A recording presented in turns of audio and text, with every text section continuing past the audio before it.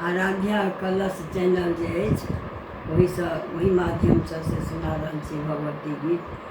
माहे अहाँके भवन बर दूर भवन कोना जाए बहे।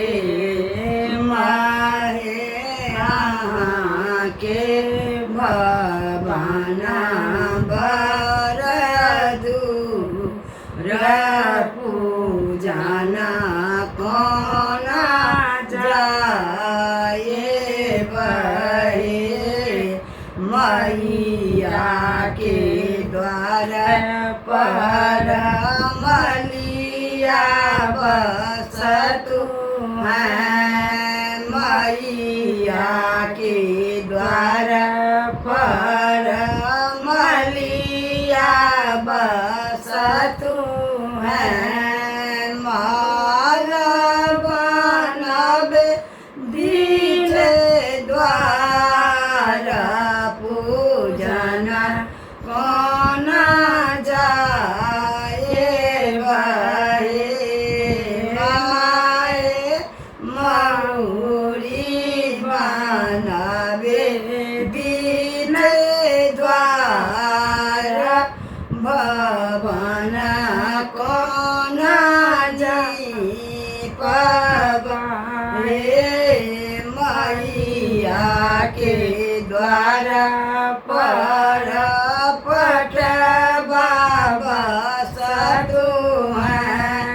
मैया के द्वार पर पटवा बसतु हैं। आचरी बनबे बीच द्वार भवन कोना जाए बहे।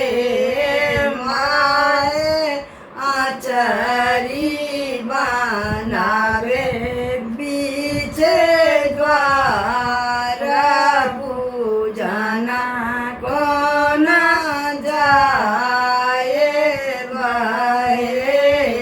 मैया के द्वार पर सोनरा बसतु हैं। मैया के द्वार पर सोनरा बसतु हैं।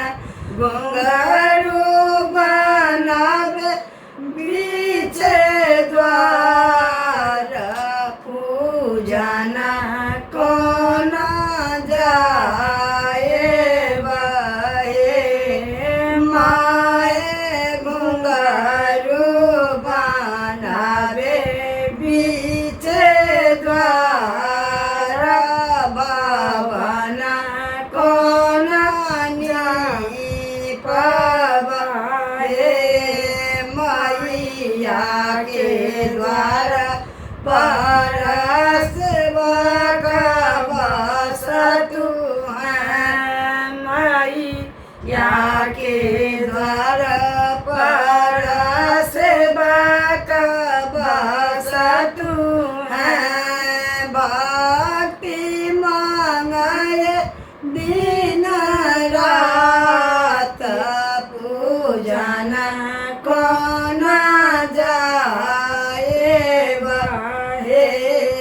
माहे भक्ति मांगए बीच द्वार भवन कोना नी पबहे।